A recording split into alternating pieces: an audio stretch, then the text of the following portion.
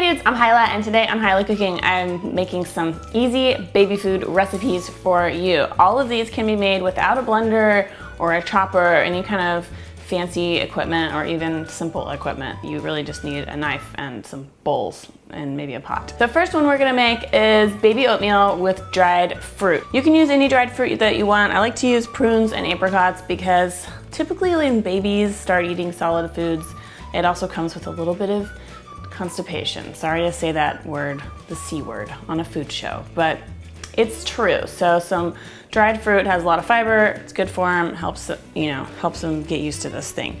So because we're not gonna use a blender, I'm gonna need to dice these up, mince would be a better word, before we mix them with our oatmeal. So I've got like 6 apricots, probably 6 prunes here. Just get them as small as you can. And of course, if you have a blender, you can totally use a blender afterwards and just grind it all up together. Okay, so the prunes kind of get almost pulverized when you start chopping them. So that looks pretty good. We've got almost a little paste here of dried fruit. And then over here, I've got just a 1/4 cup of regular old rolled oats. So we're gonna add the fruit into the oats, and I've got it just in a little heat-proof glass measuring cup here. And then we want to add 1 cup of boiling water. Don't spill it on yourself. Tiny bit of salt. I mean, babies don't need a lot of salt, of course, or a lot of sugar, but I also feel like baby food should taste like adult food to some extent, so it shouldn't be like the most bland, gross stuff. When you taste it, it should be something that you yourself would want to eat. And then I'm gonna add a tablespoon of butter and just mix this all up together. And then we're just gonna set this aside probably about 30 minutes until it's cooled off and the oatmeal will have absorbed all the liquid and the fruit will be really, really soft. And I'll show you what that looks like when we taste test it on Chef Baby. Next up, baby sweet potatoes. This is one of Flint's absolute favorites. So I've got 1 sweet potato here that I cut up into 8ths and just covered it with water and boiled it for about 5 minutes until it's really soft and you can see the skins kind of start to come away from the flesh. So when I get these out of here and let them cool just a little bit, oh, that one just came right off of his skin. So I can go ahead and put it in my little bowl. And I love these little dishes, these little Pyrex dishes for storing baby food. And then I also will use like wide mouth jars. And because I just generally make enough for the week, so I don't really need to freeze it. But if you want to make larger batches, then you can freeze these. Or if your baby isn't eating a whole lot of solid foods yet, then you might want to freeze like half of each of these batches. But this guy is 7.5 months old now, so he has been eating solid foods for like 6 weeks. And he loves it. And he eats everything. So that makes me happy. So we've got all our sweet potato in there. And if you had a food mill or you were using a blender, totally leave the peel on. This is just how I do it because it's simpler this way, not to have to clean a blender later on. I'm gonna add some coconut oil, about 2 tablespoons. He loves, loves, loves this combination. And I think it's important to, get a variety of fats in their diet. So I typically use coconut oil and butter. And if you can find like a grass-fed butter, then it's supposed to be a little healthier. And the babies are still on breast milk or formula in addition to solid food. Most of their protein needs is coming from the milk. One of my favorite little phrases I've heard about solid foods in babies is under 1 just for fun.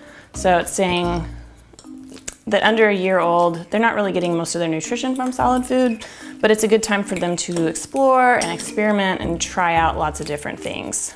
So again, I'm gonna add tiniest little grind of salt and mix that in.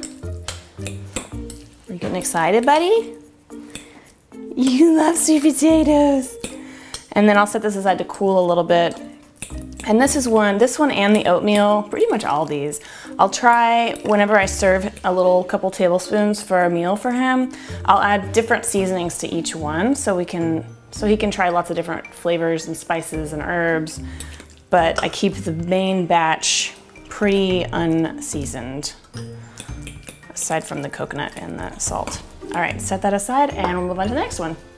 Next up, we've got baby lentils with apples. So not everything is sweet. This one's a savory one.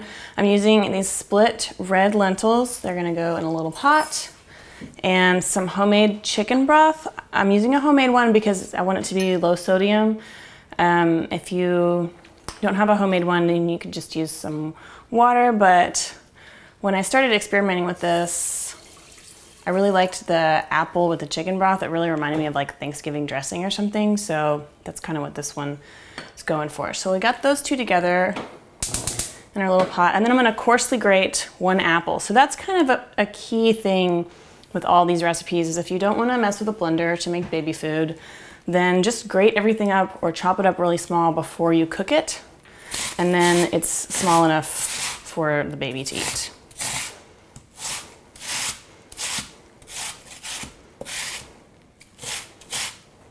So you should have about a cup once the apple is grated.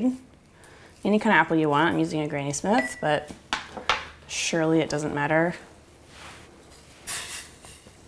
Again, add just a tiny touch of salt. Stir it around. So once it's coming up to a simmer, we're gonna add our spices. Like I mentioned, Thanksgiving. So I'm gonna do a little bit of sage. And I think it's foolish to dumb it down too much for babies. I think it's a very American thing to do, is to assume that babies want everything to taste like nothing. So rosemary, sage. I'm not gonna do any black pepper. I do think, you know, maybe you don't want to do spicy things for a baby, but I know in a lot of cultures they do, so give it a shot, see what your baby likes. Flint has successfully eaten restaurant guacamole with jalapenos in it, and he didn't shed a tear. So now that it boiled, we're gonna turn it down to a simmer and just let it simmer for about 10 minutes. Last one is baby guacamole. So I usually will just do like a quarter of an avocado at a time. Unlike, are you so excited? Unlike the rest of these,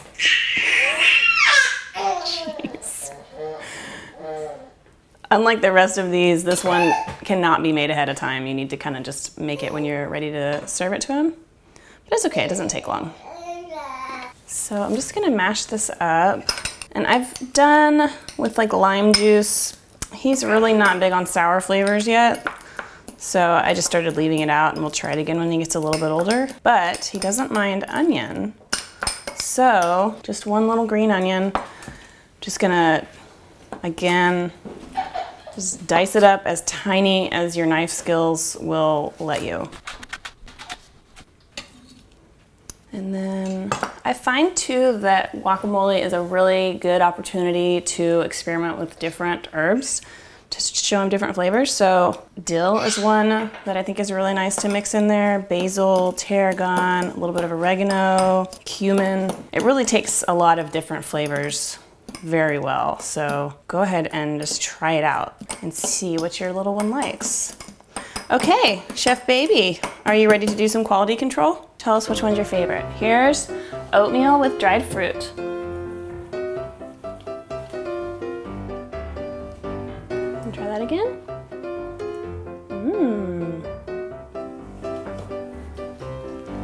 How about sweet potato next? Sweet potato coconut. You love it. Any more? Yeah, do the happy food dance. Did you learn that from me? Okay, baby lentils. Up next. This one tastes like Thanksgiving. What's he doing to his head? Are you a sleepy baby? Hold still. Okay, last one, baby guacamole.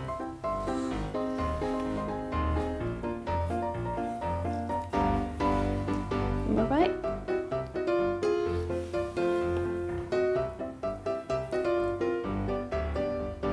And finally, I wanted to give y'all another suggestion This is what I do a lot of times when we're trying to eat dinner and I don't want to like have to mess with feeding him while we're trying to eat. So I steam some broccoli florets like this, cool them off, and then it's like the perfect little thing that he can hang on to and chew on it, and it just keeps him happy for 30 minutes, and he just chews on the florets like that. It's pretty adorable.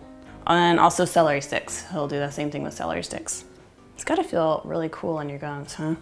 Okay, well there you go. There are 4 super easy baby food recipes that don't require a blender, plus 1 bonus tip. All these recipes, along with some other suggestions for feeding babies, are written up at my website at hilahcooking.com. Don't forget to subscribe, and I will see y'all next time. Thanks for watching. Bye.